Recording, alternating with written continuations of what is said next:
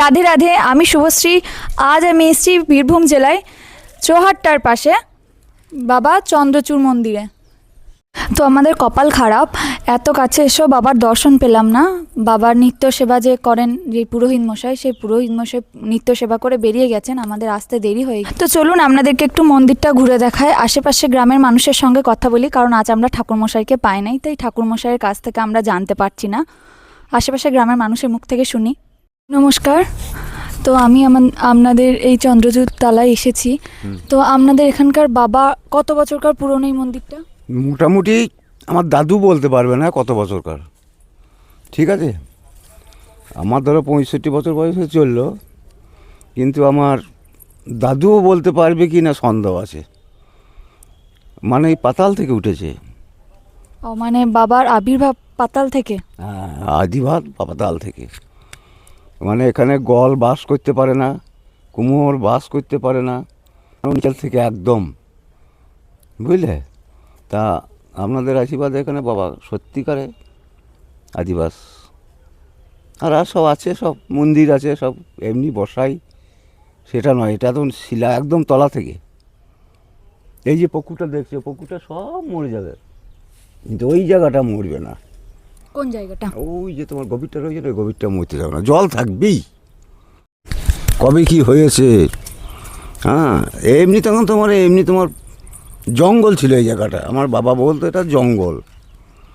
মানে এই গোয়ালদের একটা গরু ছিল এখানে, কিন্তু দুধটা সে গোয়ালকে দিত না, ছেড়ে দিত আর সোঁটা ঢুকে দিত জঙ্গলে।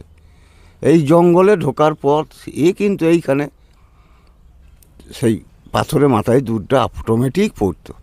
তখন কি করতো, গোয়াল বলছে গরুতে দুধ দিছে না, তাহলে দেখতে হয়। দেখতে গেছে, দেখার পর দেখছে ও বাবা একটা পাথর। রাগে গোয়াল বাড়ি গিয়েছে, ফাওড়া কুড়ুল নিয়ে এসে তুলবো। দেখো তোমরা খেয়াল করে, বাবার এক ধার সাইড চোটানো ছাড়ানো দাগ আছে, এতটা গর্ত হয়ে আছে।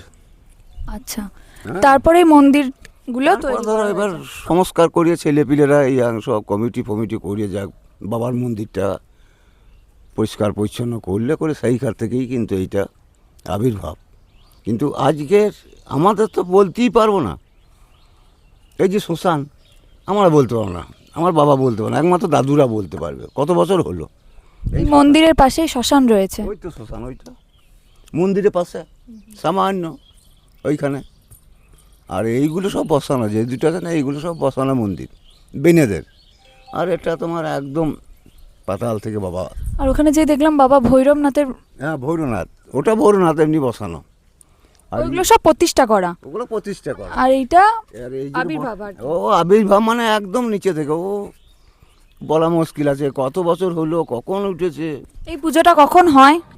29শে জাগরণ, 30শে হোম, মানে গাজনের সময়? গাজনের সময়। গাজন যখন হয় না বেটা, তেকুনিকার, কিন্তু এইটা আবির্ভাব। আচ্ছা, এখনো কি বাবাকে দেখা যায় এখানে? খোলা আছে মন্দির।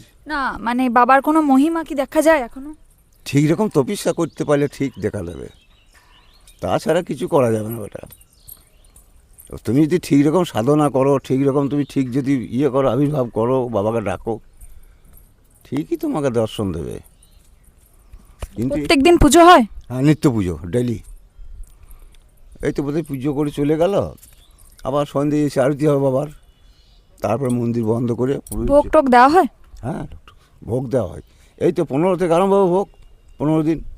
আর ওখানে দেখলাম প্রচুর উনুন করা রয়েছে, ওই উনুনগুলোতে কি হয়? এই উনুনগুলো এখানে হরিবাসর হয়। এইখানে ছেলেরা, আমাদের পাড়ার গ্রামে সব ছেলেগুলো সব হরিবাসর করায়, ঠিক আছে। সেই হরিবাসরটা এই তো শেষ হলো। এইবার এখানটা অনুষ্ঠানটা শেষ করার পর এইবার বাবার পুজোর এবার আরম্ভ হবে, চলে আসছে। আর 25 তারিখ থেকে আরম্ভ হবে। 25 তারিখ থেকে চান করবে গঙ্গায়, চান টান করার পর বাবার কাছে যেয়ে পড়বে। 110, 15, 90 করে ভক্ত হয় বাবার। বানফোড়া টানফোড়া হয় না তো? বানফোড়া আছে, হয়, বানফোড়া হয়। বানফোড়া আছে, বানফোড়া আছে তোমার বেলা 4টে থেকে গাজনের পরের দিন, যেদিন হোম হবে তার পরের দিন। এতক্ষণ হোমে বসে যায়, কোন কাল হোম হতে আরম্ভ করবে।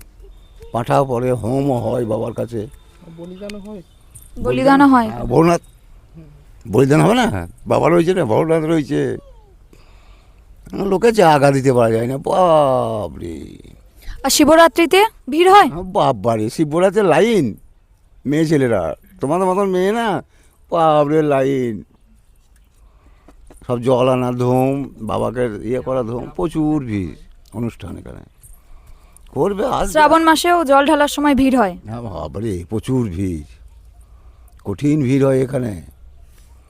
এই যে তোমার বলে তারকেশ্বর, এই বহু বহু জায়গাতে আছে শিব, কিন্তু শিব বসানো লয় এই তলা থেকে। কবে উঠেছে, কবে আবির্ভাব হয়েছে আমরা তো বলতে পারবো না, আমার বাবাও বলবে নাকি ঠিক নাই, একমাত্র দাদুরা, বাবাদের মুখ থেকে শুনেছি কি এই কাণ্ড উঠেছে। এখানে অম্বুসুল ভালো হয়। এখানে ওষুধ টষুধ দেওয়া হয় কিছু? ওই যে বাবার কুণ্ডু আছে না, ওই যে কুণ্ডুর জলটা পড়ে, তুমি পেটে বাজায় ধরপর করছো, এইসব পোকা পড়ে থাকবে, ব্যাঙ পড়ে থাকবে, সাপ পড়ে থাকবে, সব পড়ে থাকবে, তুমি বাবার নাম করে তুলে খেয়ে নাও, আস্তে আস্তে তোমার পেটে বাজা করবে। তার মানে বাবার কুণ্ডুর জল খেলেই সমস্ত রোগ নির্মূল হয়ে যায়? নির্মলটা হয়ে যায়, খুব বাবা জাগ্রত বাবা আমাদের, কিন্তু মানে না কেউ, আমাদেরকে করে না ছেলেরা, এইসব তোমাদের মতন, তোমার মেয়ের মতন না, ও বাবারে বাবার ঘরের কথা ঢুকে পড়বে, ইদরতি করে। ঠিক আছে। হ্যাঁ, তো এই যে সেই কুণ্ডু, এই কুণ্ডুর জল খেলেই কিন্তু সব রোগ নির্মূল হয়ে যায়। তো এখানেও রয়েছেন দেখুন শিবলিঙ্গ, এইগুলো প্রতিষ্ঠা করা। এই যে এখানেও একটা আছে, এখানেই রয়েছেন বাবা ভৈরবনাথের মন্দির। এই যে এখানে দেখছেন, এখানে পাটা বলি হয় চৌদ্দ মাসের গাজনের সময়। তো আপনারা তো সব শুনলেন। রাধে রাধে, আবার দেখা হবে অন্য কোনো পরের ভিডিওতে।